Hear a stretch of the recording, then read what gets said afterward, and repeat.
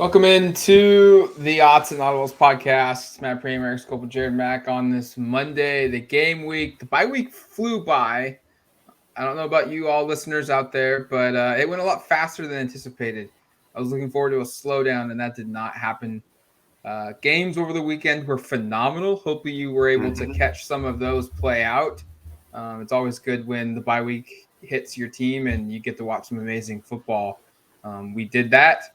But now we're back, second half of the season, and we've got a doozy this week. I imagine the questions are going to be based some part on what happens this weekend in Eugene with the old Chip Kelly and the UCLA Bruins come to town and defeated the top 10 matchup, first time since 2014. And a couple other visitors are notable. College GameDay will be here. Yep. Josh Pate coming to the West Coast, first time ever. That's exciting. He'll be at Autzen here. He takes his, I don't know if those listeners, they should check him out. Josh Pate, awesome podcast, awesome, videos on YouTube. He'll be in Eugene this weekend, which is really exciting. Hopefully we get a chance to meet him in person.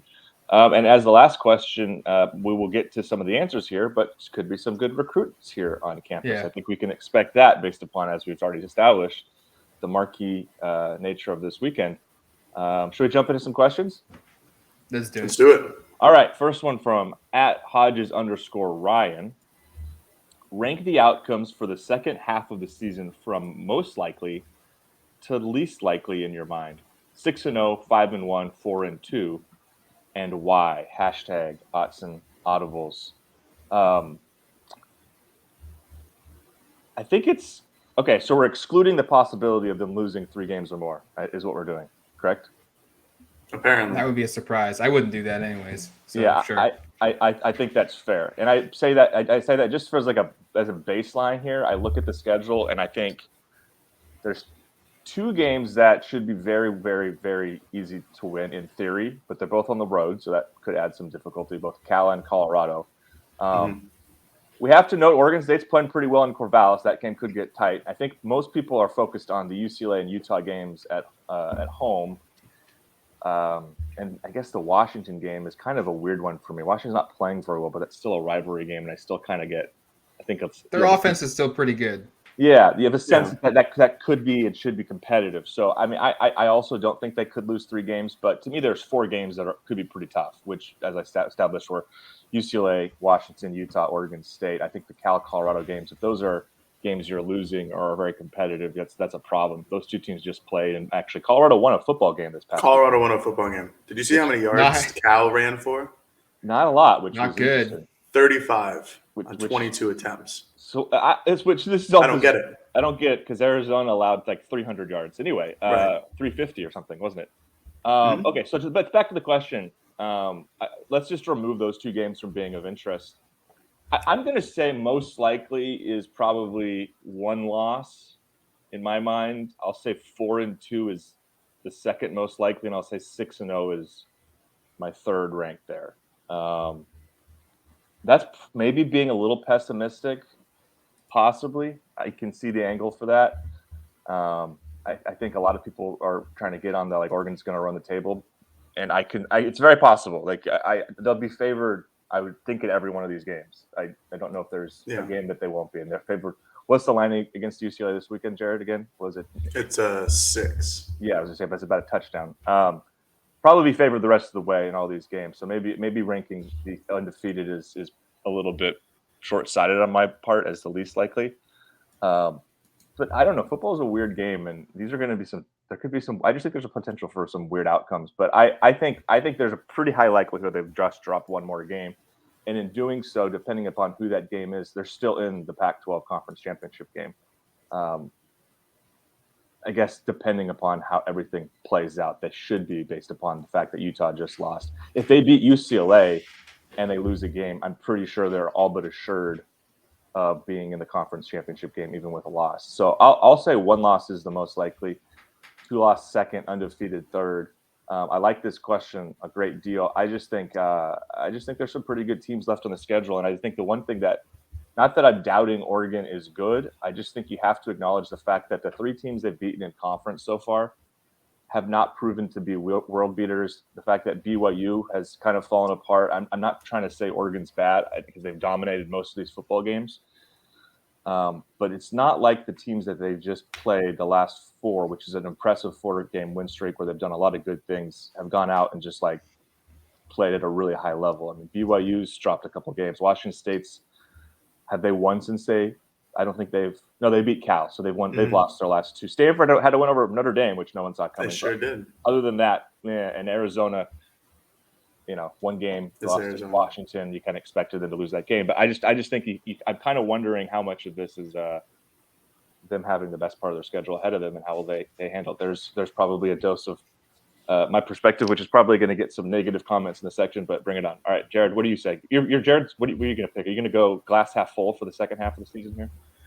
Well, I mean, you raised really good points about how this is the hardest part of their schedule. I mean, other than the Georgia game leading into the season, BYU was 12th in the country at the time, but like you just ran through, they haven't been great. The teams that they've played in the Pac-12 are some of the middling Pac-12, like that middle tier where Oregon is in that upper 3-team tier, and then there's like 3 or 4 bottom tier guys. But this, I think this is a really good question. I'm going the same as you. I think 5-1 is the most realistic, then 4-2, then 6-0.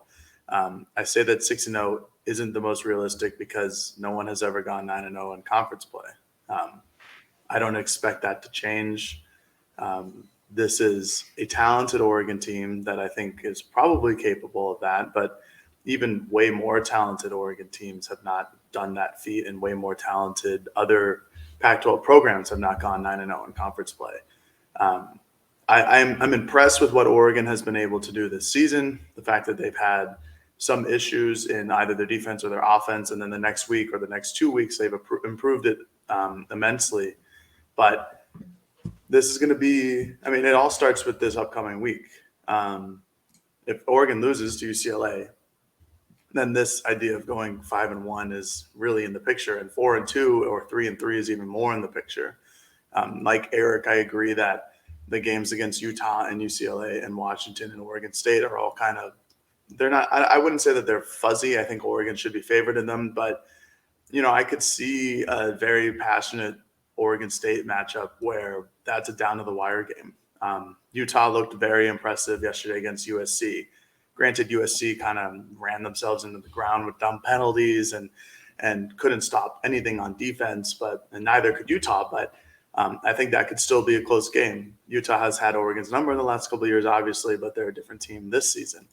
And then Washington is another huge rivalry game, and they have a great offense that is capable of scoring with a lot of teams in the country and a lot of teams in the Pac-12 too. So it's going to be interesting. I look at this, I don't know if this is glass half full, glass half empty perspective, and the 5-1 is the most realistic. I think that's just middle of the road, maybe. I'm not going out on some limb here. Maybe I'm pessimistic to some, but the biggest thing to me is that no team has gone 9-0 in the Pac-12. And that's another reason why there should only be 8 conference games with another out-of-conference game. But it's another reason why this could be a different year for Oregon, but I'm not banking on it. I'll say 5-1. I mean, just because that's with what I predicted at the beginning of the season. They'd go 10-2. Mm-hmm. I don't know though who that loss is. I was pretty definitive that preseason it would be Georgia week 1, and then they would lose to Utah for their home finale. I don't know if they're going to lose to Utah. They beat USC this past weekend, yes. And it was a huge win. It was an impressive win. But it didn't come in a fashion that I looked like, man, like that Oregon's not going to match up well with them at all. Like how are they going to match? How are they going to win this game? I legitimately think all 6 remaining games are winnable for Oregon. Mm-hmm. I think they will be ranked. They will be favored in all 6 of their games. And so it just boils down to, can they play A plus, A minus, B plus maybe against a couple opponents football every single week and avoid that kind of bad game that they have to find a way to grind out a win. I don't know that answer, but I will say I think 6-0 is more likely than 4-2. And Jared is right that a 9-0 season hasn't happened in Pac-12 play, but Oregon has gone 9-0 in league play in 2010 when it was the Pac-10. So the Ducks have history. Granted, no one on this team has ever done it before. No one was here for that. But teams have done it. It's just very, very uncommon to happen. 8-1 is quite often the record that is produced to win the league. That's why I said they'll probably lose a game. I just don't know where it's at yet, and I don't know. It could be this weekend. I don't think it will be, and I don't see them losing at Cal or at Colorado. Oregon State maybe is a game that could get crazy and funky, kind of similar to 2016 or 2020, where they were clearly the better team, but just they didn't play good, and Oregon State has the firepower to beat them. Utah obviously is there. I don't think they're going to lose to Washington.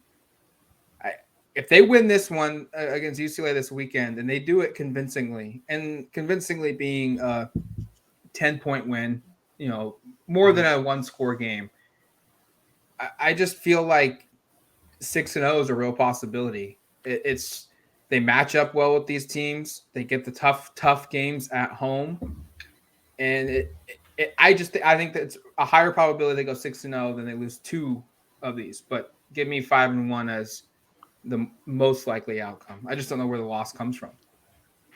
Yeah, and to be clear, because I also chose 2 losses more likely than undefeated. It's really splitting hairs here. I mean, the schedule is really interesting to look at because you've got 3 games at home against the 3 probably best teams remaining on your schedule, and you have 3 games on the road against teams you should beat. I would say, with the exception of Oregon State, by a pretty large margin. I think they can beat Oregon State by a large margin. I'm not going to be surprised if they win that game by a couple of scores or more. But like just kind of looking at the perception of these teams, because as we've established earlier, the teams Oregon's beaten so far in conference play have combined to win 2 games. UCLA and Utah have won 3. Washington and Oregon State have won 2. Cal and Colorado have each won a game as well. So you kind of look at the schedule ahead. This is certainly the harder portion of the schedule, and I just think it's kind of it's hard for me to predict undefeated from here. But I could absolutely see it happening. Like there's no doubt. And I think we'll get a great idea for kind of where this team's at this weekend. I know we've said that several times.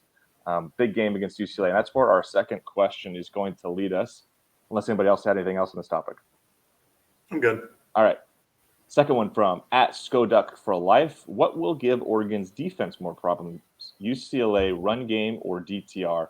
I'm genuinely worried our defense won't be able to stop anything. #Autzen Audibles. That feels like a very strong take, not stopping anything. You have to acknowledge UCLA's offense, very good. Right, this is one of the better offenses in the conference. They are right behind Oregon in terms of scoring offense right now. They are right behind Oregon in rushing offense right now. Like Oregon, their pass offense is good but not incredible. But they are 3rd in pass offense. Oregon is 7th in the Pac-12. So this is one of the best offenses in the conference without question. And DTR, I think, is probably my answer, in part because I look at just the way Oregon has matched up so far against opposing offenses. He kind of fits the bill for everything that's given them a hard time so far. Mm-hmm. That's not to say I don't think they will have issues with UCLA's run game, because Zach Charbonnet is the Pac-12's leading rusher, and by a pretty good margin at this point. In terms of yards per game, he's averaging 123 yards per game. Nobody else in the conference has more than 100. I think he's a potential problem. Not potential. He is a problem, and like one of the more gifted backs, maybe the most gifted back Oregon will face for the totality of this season, especially with the usage he does get when when UCLA plays. Like last year, for parts of the season at least, they split time between Britton Brown and Charbonnet. This year, it's been mostly the Zach Charbonnet show. I mean, I think has about a 2-to-1 attempts ratio to the other running back on the team right now, has 48, Keegan Jones. And so you're looking at an offense that really does rely upon Charbonnet for the bulk of the load. And I think he's been really impressive. But I think the way DTR is able to make plays and extend plays with his feet. He's second among Pac-12 quarterbacks in rushing yards per game behind Bo Nix. But more impressively, is the fact that he's been a really accurate passer this year, 75% completion percentage, 15 touchdowns, 2 interceptions. Again, his ability to extend plays with his feet, his ability to find open receivers. I don't look at him and think he's a guy who's necessarily going to throw people open like you might see with a couple other quarterbacks in this conference. But he's got a strong arm, he's got a live arm, and he's experienced. So I think DTR is the biggest concern over the run game. I think they're both potentially problems, but Oregon's rush defense has been very, very good this season. Oregon against the pass, as we've established, hasn't been great, but it's been getting better. But I just think the DTR, the element of his ability to kind of ad-lib and make things happen, those are the types of quarterbacks that have potentially given this defense some troubles, and in part because, as we've established in the recent defensive podcast, some of the linebackers have just been a step slow. And if you think about DTR, someone maybe kind of trying to shadow him, maybe Jeffrey Bossa can handle a little bit of that, but I'm not super confident with Sewell or Flo trying to run around with him if he gets in the open field and they have to make plays one-on-one where he's got a head of steam. So I go DTR over the run defense. I do think Oregon will be able to make stops. I don't know if the defense isn't playing at top level, obviously, but I've been impressed the last couple of weeks with their improvement. I do think that they'll be able to get stops. I don't think UCLA is going to score 40 or more points in this game. We'll see. Maybe they will. Maybe it'll be a shootout. But I think I take DTR over the run game as the more challenging thing. I'll take DTR over the run game as well. I think Oregon's defensive line, like we've all talked about before, stacks up really well against the run. There are questions about the pass rush, but those have been kind of answered the last couple of weeks. They've had a much better pass rush against Arizona and Washington State and Stanford. But DTR, like Eric just ran through, is a mobile quarterback. And Oregon had a lot of trouble with that against Cam Ward. Someone who's able to break tackles, run around, just evade defenders and get 6 to 8 yards on a broken down play, which is like a defense's biggest nightmare. He's somebody who, and him combined with Chip Kelly is dangerous. Kelly has a week to prepare, just like Oregon's defense has a week to prepare. And he's an offensive mind that's one of the best in the game, one of the best in the conference, regardless of how UCLA's team does overall. Their offense is usually on the better side of the conference, and that's because of Chip Kelly and his playbook and what he sees compared to what other people see. And DTR is in his 5th year of running this system, and he's had his best year. He's got the best quarterback rating in the Pac-12 at 180, which is more than 10 points higher than anybody else. He's been tremendous this season. We saw it against Utah in their last game before the bye week. He just threw for under 300 yards and had 4 total touchdowns against Washington. I'm sure most of those listening, and I know us three, we all watched that game and how we performed against the Huskies defense. He is a scary opponent to face, especially for an Oregon defense that I know performed well against Arizona in their short yard passes and did their jobs. And UCLA is going to be just another immediate challenge for that group. But again, Oregon has a week to prepare, another week to go through film and work on stuff. This is a different wide receiving core than Arizona's. I think that UCLA's is good, but their main guy and Jake Bobo is somebody who's big, tall, strong dude compared to 2 kind of speedy outside guys in Arizona.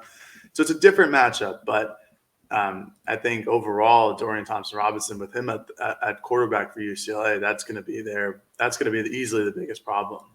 This will hopefully be the first game that DTR plays a full game against Oregon in his career, because in 2020 didn't play, 2021 gets hurt.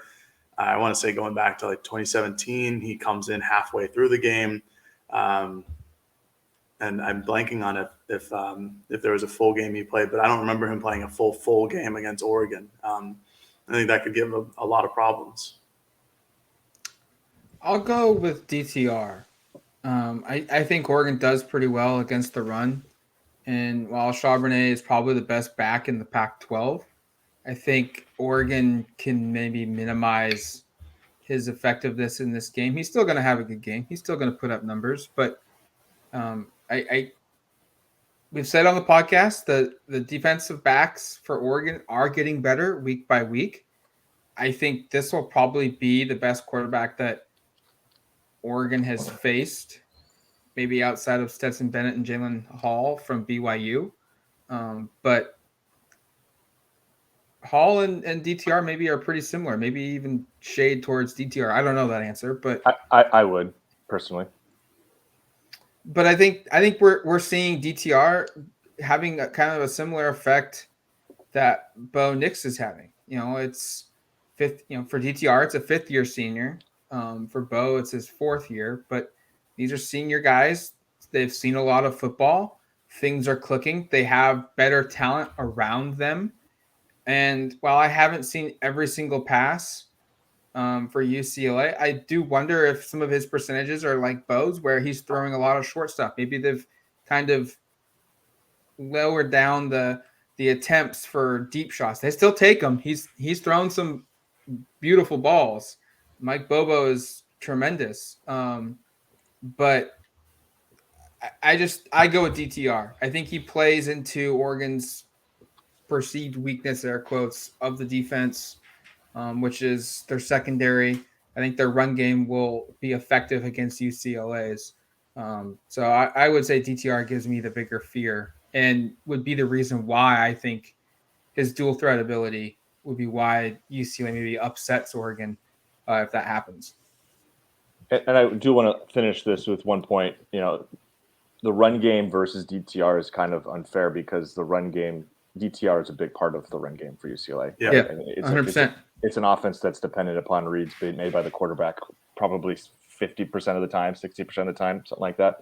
I don't know the exact rate on how often they're running those kind of read plays, but it's pretty high, especially in the run game. So he's involved in both. But if we're talking about run versus pass downs, which I think is kind of what we're getting at in the question, pass downs make me more nervous, not necessarily because I am anticipating UCLA's receivers to just dominate Oregon's corners, because I actually think Oregon's corners kind of match up better here than they do against, like Jared was saying, some of the stuff that Arizona presented. But because of DTR's ability to make plays and extend plays with his legs and decide to tuck it and potentially run on a play that's a design pass, or to extend a play and run around the backfield and find someone downfield. That was supposedly the big issue with going against Jaden Delora, and Oregon did a really good job of minimizing those opportunities. You think back, I can't think of too many where Delora just kind of scrambled around and found people. Yeah.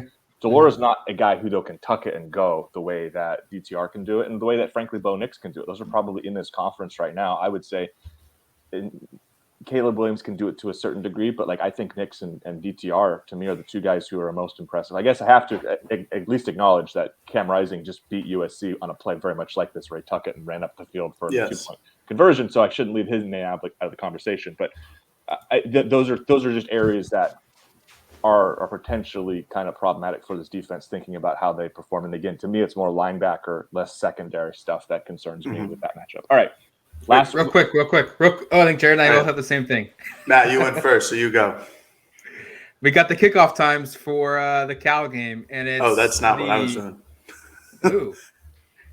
It's the prime spot too. 12:30 kick again.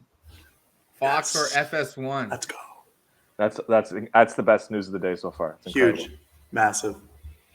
I had one more thing on our topic. Okay. This feels so for Oregon fans listening. I will let you know that the best defensive grade by Oregon this entire season was against Washington State, even though it certainly didn't look like this. This comes down to tackling, and if Oregon's open field tackling has improved this season, it will be on display against UCLA. Because like Eric mentioned, Oregon did a really good job of containing Jaden Delora. Oregon, it didn't feel like they did a good job containing Cam Ward against Washington State, but they just missed a bunch of tackles in the open field. And that's going to be a massive determiner of whether or not UCLA moves the ball down the field or they get 4 to 5 yards at a time. I think, we see Oregon in practice every week do a bunch of open field tackling drills. And it has looked like it has been an improvement, like how it was from Georgia compared to Eastern Washington. BYU takes a step back against Washington State, was much better against Arizona. So this could be a huge factor in how this game goes, how many points Arizona or UCLA puts on the board, how many yards per play they average. I think the open field tackling by the linebackers, the safeties, corner, whoever's out there, it's going to be massively important.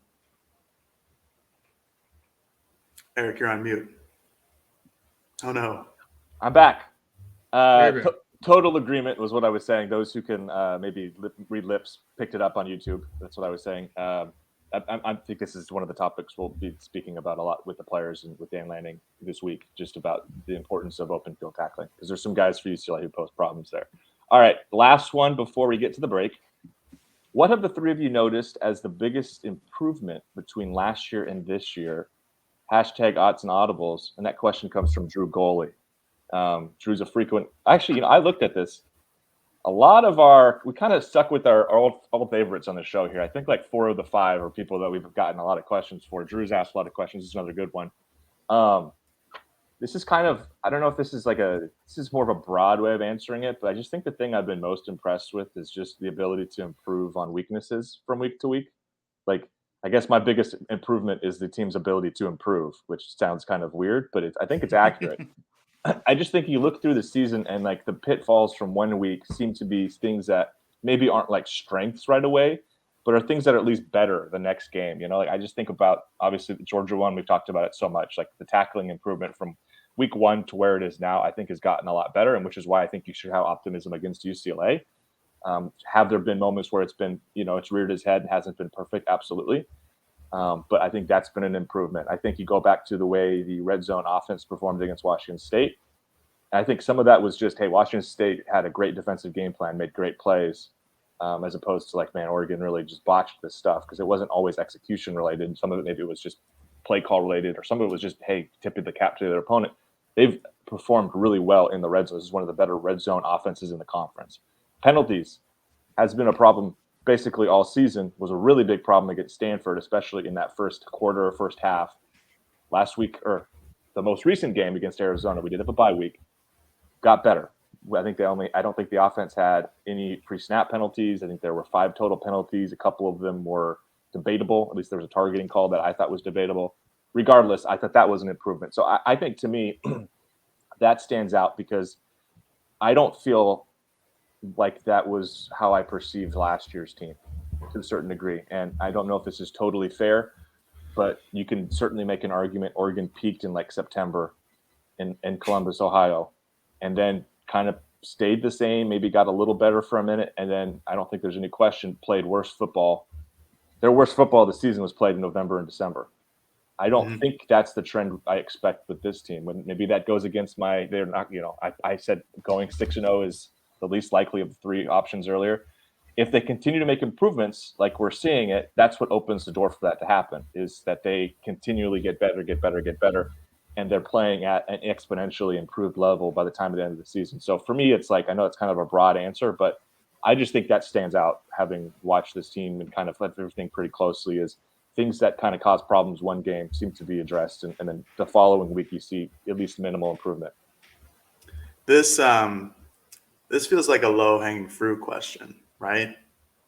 This is just like, hey, how is Dan Lanning better than Mario Cristobal, right? Yeah. I mean, obviously the biggest improvement this year is the offense. I mean, there's just no 2 ways about it. Just the creativity and the ability to move the ball down the field without having to eat up 6 or 7 minutes of clock to go from the 25 to the goal line. It's clearly the biggest improvement. I agree with Eric that another great improvement is their ability to improve, because that's why people are cautiously optimistic about this team, where it's clear from week 1 to this upcoming week 8 matchup that this team has improved in all areas. But the biggest obvious overall improvement on this team compared to last year is the offense with Kenny Dillingham and Bo Nix behind it. They've gone still this ground heavy approach using their talented offensive linemen, but they are now moving the ball down the field at a level and a percentage that we have not seen before, and maybe haven't seen since Justin Herbert. And even then, they didn't move it down the field often enough. The deep shots, the high posts, the quick outs, the slants, the screen passes, all of these things that seemingly Oregon's offenses haven't done this many of in the past couple of years, instead of just a run to the left or the right up the middle or the A or the B gap. It's fun. It's a fun team to watch, and it's clearly the biggest improvement, because that's the defenses the last couple of years have been solid, but the biggest clamoring from us, from fans, from people who just happen to tune in and watch the games is, this is kind of a stagnant offense. Like, yes, they win games. Yes, they put points on the board occasionally, but they're not winning games like Oregon is this year, where Ty Thompson is playing in the very end of the third quarter or the whole entire fourth quarter, because Oregon's up by 1 million points. Again, low hanging question, but that's obviously the clear answer here, and probably the one that our good friend Drew Goalie was looking for. I think the similarities, like Jared said, between the two staffs or between the two head coaches are very clear. I think maybe their messaging, maybe they get from point A to point B a little bit differently, but they want to both play sound physical defense. They both want to run the football effectively. And then I think just the biggest difference is Dan Lanning's version of Oregon football through 6 games of the season feels like they are more open to the idea of taking shots down the field, throwing the football a little bit more, being a little bit more aggressive than Mario Cristobal's. But if you look at the players that are doing this, a lot of them, for the most part, are Mario Cristobal recruits. And so it's kind of, I think I said this at the beginning, or not the beginning, but at one of the first post games podcast, is that Dan Lanning is kind of executing an offense in a way that Mario Cristobal talked about, but could never get to translate on the field. And is that Mario Cristobal's fault? Is that Dan Lanning being a good coach? Or is it somewhere in between? I think it's probably somewhere in between. I just look at this and think a lot of the stuff are similar. It's just the one tiny detail, and maybe it's not a tiny detail, is that the staff this year seems to be getting more out of the passing game and willing to go to the well a little bit more often than the previous one. And part of that could be because of the quarterback at hand. Part of that could be the receivers that the quarterback is throwing to, or the lack of receivers that the quarterback is throwing to. The offensive line is pretty much still the same. The tight ends are pretty much the same. I think that is maybe one thing that we've seen that's better under the staff, is the use of the tight ends, because it's the same players. And this year's group is much more impactful than they were the previous season. But there's differences, but I don't know if it's too soon to say Dan Lanning is a significantly better upgrade than Mario Cristobal, because Cristobal did win the Pac-12 twice. He did win the Rose Bowl. He is recruited at a high level. I certainly think that the path for Dan Lanning to surpass Cristobal is there, but it's too soon to say he's done it through 6 games. He's got to win the conference at least once before we have this kind of legitimate conversation. And for going offense versus offense, like, that's not really a Dan Lanning versus Mario Cristobal conversation to me, as much as it's a Kenny Dillingham versus Joe Moorhead / previous coordinator Marcus Arroyo. In terms of like creativity, and like Mario is never the play caller. Dan's not the play caller. I think culturally, what we see now reminds me of what happened in 19 when his first year, kind of getting everything clicking, where everybody felt bought in. And so like, I feel similarities there. But like the head coach role in terms of the offensive play calling, I think is sometimes overblown. I know there are some, and I've heard it, and I buy into it, that I think Mario was probably a little bit involved with some of the play calling in ways he didn't need to be. And it seems like Kenny Dillingham has full ability to kind of do whatever he wants. And that doesn't mean he has nobody in his ear telling him, hey, that's a bad idea. But it seems like he's given a pretty good amount of autonomy to make decisions, whereas it sounds like maybe past coordinators under Mario weren't given that, and maybe that would be an area for improvement. But now we're kind of getting into a place that's not entirely the question. I just think if you're going offense versus offense, like 2021 from 2022, Like, to me, that's not Mario versus Dan as much as that's like Joe versus Kenny, Anthony versus Bo. Skill position players are totally turned over. I think you've got more explosive players now, and I think you have an offense that also utilizes those players in just better ways. So, like, I think the offense is clearly better. I just don't want to make it Mario versus Dan because I think that's kind of a little unfair. But that might be maybe I'm trying to be too defensive in terms of protecting Mario, who I think it's kind of a bad rap in general for stuff that wasn't always his fault. Not to be a total apologist, because some of it I didn't like all of it, but some of it I think is unfair. Anyway, is there more on this topic, or are you ready to go to the break? I'm ready. Good. Let's go. All right, we're going to take a quick break. When we come back, we'll wrap up the second half of the mailbag edition of the Autzen Audibles Podcast. All right, welcome back to the Autzen Audibles Podcast. 3 questions in, a couple more to go. Let's get down to it. All right, here we go. 4th one from @RobbieParness, another frequent question asker, jumping in here with, I think, a question that's on a lot of our minds, and I know we've had some discussion behind the scenes on this topic. Who are you hoping to see as a guest picker on College GameDay? He's given us some options here. Uncle Phil, Sabrina, Ty Burrell, Kate Olsen, or Neil freaking Everett.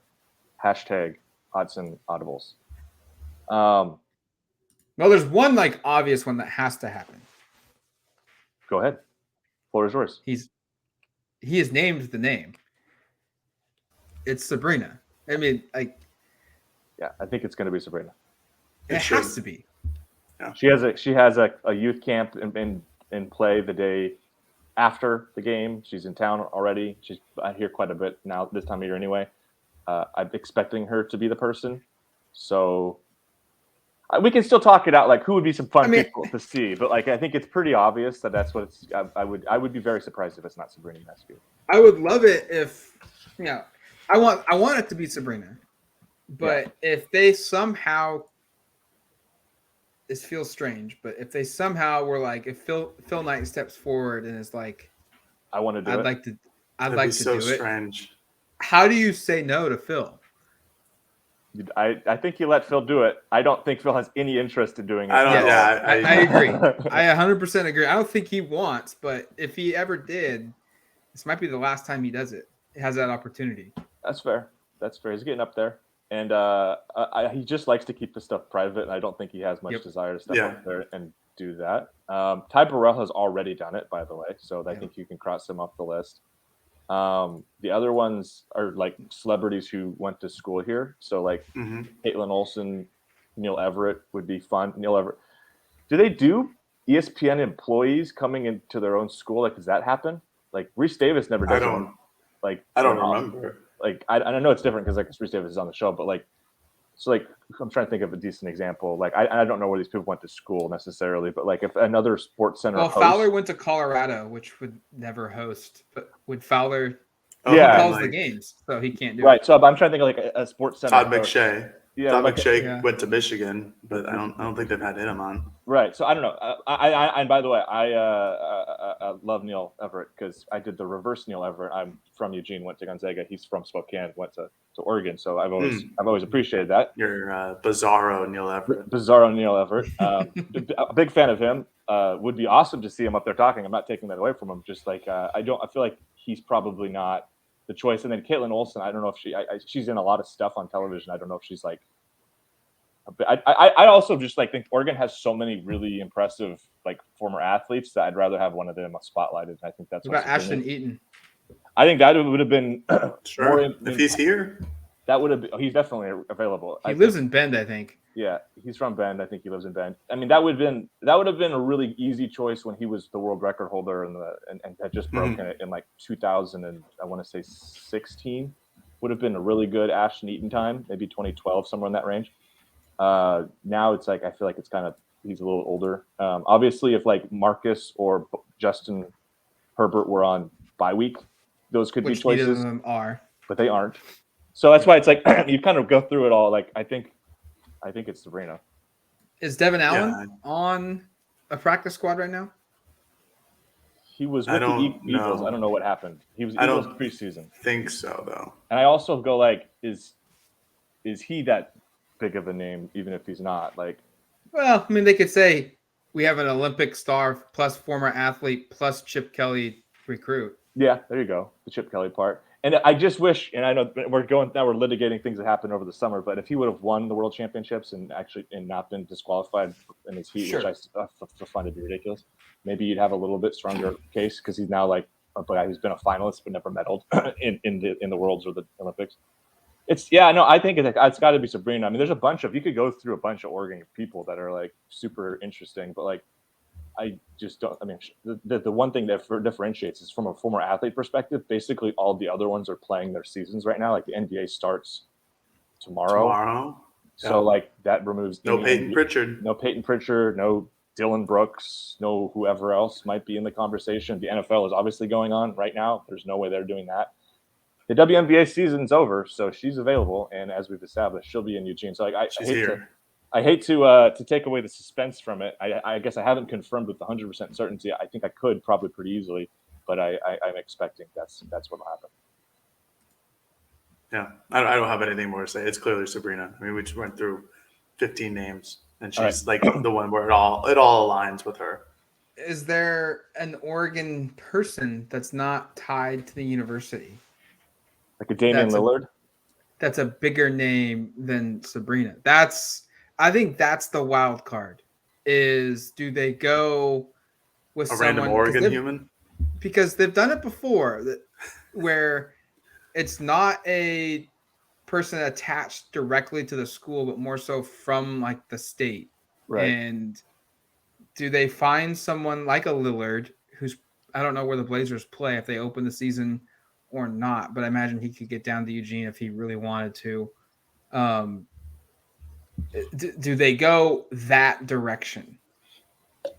That's because if they go that direction, they could probably open it up to a much bigger audience than Sabrina. But I'm with you guys. I think it's Sabrina. I don't know the answer to that question that I asked, by the way. There's a bigger name. I think it's just such a slam dunk with Sabrina. I don't know. Like, I guess they could do that. I also don't remember how often that they go like, we'll bring in this country music person, but right. That's like the only things that I can really remember. But they all have like some ties to the university, although maybe they didn't go there or not. But it's such a slam dunk with Sabrina, and she's this next up and coming generation of WNBA players. That she's a face of the entire league. She's a face of Nike. She's a face of the University of Oregon. It's a slam dunk. I mean, they could go with the guy who owns the thing that makes all the money, Eric, but I don't know. I almost brought him up too. Oh, good. I'm glad we were on the same wavelength there. That's a joke that the two of us will get and nobody else. That's it. It's really stupid, so we won't even get into it because it's a waste of podcast space. So yeah, no, and I think just to finish this topic up so we can go to the last question. I think the hard part about Matt's point, which I think is a good one of like outside the box, is somebody who's not necessarily affiliated with the university, but who's lives in Portland or something. There's not like I can't think of like just a super massive like movie or music celebrity that's in the area. Like, if there was like some sort of world renowned person who was from Portland or Eugene, even who was, in one of those industries, who was a huge star, that would make sense. But I'm not, and I think I'm probably right on this. Or maybe there's some music artists that I'm unfamiliar with that's like really up and coming that's on the TikTok. But I can't think of somebody who's just they could do hugely famous. Sam Elliott lives in like Albany or Lebanon or something like that, and I think he went to the University of Oregon for a couple of years. But that's probably the biggest like actor. You're talking about the guy from The Big Lebowski? Yeah. Okay. I think that's not that. I don't think that's more famous than Sabrina at this point. Yeah, maybe 30 years ago. You said Matt Carney? I don't think. Yeah. But he's a Eugene guy. He wrote that song. He wrote that song. He wrote several songs, but that song. That's the song. Anyway, no, I think that wraps it up. I guess if we've missed this, if we've like completely missed the mark here, and there's like a name that stands out, throw it in the YouTube comments, throw it on Twitter, message us on the message board. But I think that's pretty comprehensive. I think we're unanimously going Sabrina's the pick. Yeah. Okay. Last one from Ross Mace Ulich, and I hope I pronounced that even better this time, Ross. Ross and I have been DMing about how to pronounce his name because he's asked a couple questions here. If I didn't, Correct me again. Ross asks, Coach Lanning mentioned that he's expecting a good group of visitors for this weekend's game. Any idea on who will be in attendance on official or unofficial visits? Hashtag Autzen Audibles. All right, Matt, this is where we kind of toss it your direction. You're our resident recruiting insider expert. Do we have an early list? Do we have some names that we are kind of feeling stand out this week? Is there anything that you've been kind of hearing right now? I would say there's probably going to be a lot of underclassmen on this campus. We know that 2024 4-star top 100 defensive or offensive tackle Brandon Baker from Mater Day, he is coming up to this game. We know Miles Jackson, a 4-star from quarterback from that same recruiting class, 2024 from Long Beach, California. He will be here for the game. On Friday, I think it was, or Saturday morning, I put up a story that Tretch, I'm going to butcher his last name. They just offered him from Bishop Gorman High School, 3-star receiver in the 2023 class, a Wisconsin commit. Tretch Kukahana, I think that's how you say his last name, committed to Wisconsin. He will be here for the game for an unofficial visit, which is important. It's not as official, so he could come again later on in the year. I would honestly maybe put him on Quack Watch, to be honest with you, just thinking about how things are playing out that way. Lipe Mwala, a 3-star interior offensive lineman that committed to Oregon from Mater Day. He is potentially coming up this weekend as well. And then I think you look across the state of Oregon and you're probably going to have every single prospect in the area. I think Caleb Presley from Rainier Beach up in Seattle, a 4-star commit in the 2023 class. He should be here as well. So early list right now is pretty impressive. I think the names are only going to get bigger as the date gets closer. The one caveat here is 12:30 kickoffs are awesome for us scribes who are covering the game, awesome for the fans because it's not too late, it's not too early, but it's probably the worst possible time to have if you want to have a bunch of recruits on campus. You need that evening game because while it's become much easier to get to Eugene through flights, it's still difficult. And to get into town before a 12:30 kickoff when you're from Texas and you're leaving Saturday morning, or if there is a red eye that you can catch late Friday night, it makes it very hard to get to Eugene. So 12:30 kickoffs are hard to have huge numbers come quickly. So I would imagine it's beyond the names we've already named that we've heard about. If new names get added to the list, it's going to be West Coast centric players, guys that can get here in a relatively quick trip to Eugene. Yeah, I don't have a whole lot to add, I should say. Do we want to kind of run? Oregon landed a couple of commitments since we last podcasted. I know Matt mentioned Mwala. There's also a preferred walk-on place kicker who committed. Yeah. I mean, do we want to run through any of that, or we want to wrap it? No, I think the Mwala addition. I like the decision. He's a 3-star guy. He didn't play as his junior year because of injury. Yeah. He's an interesting recruit. Yeah, his body is huge. His skill, his ceiling is way up there. And I wrote this for both offensive line commits that they have with Bolton and Mwala, is that if they're ready to play year 1 at Oregon or even year 2, perfect. That's great. That's awesome. But the way Oregon's recruited, they don't need either of these guys to have to be ready in their first year or even maybe their second year on campus. And those are the types of players that you want to add when you've got some depth developed and you've got some time to develop these players. Because I think Mwala, especially at 6'6", 330 pounds, you watch his film, he's really good. He moves really well. And it may be a case of just, hey, he just needs, it's like that, what's that theory? Like you need 10,000 hours or whatever. Malcolm Gladwell, to get good at your craft. Maybe he needs just 10,000 reps of at that position of, at that high of a level, whether that's in practice or games, and you've got a really good player. I think he could be a steal down the road. We've seen this happen a couple times at Oregon where a bottom third prospect in the commit list turns out to be a stud.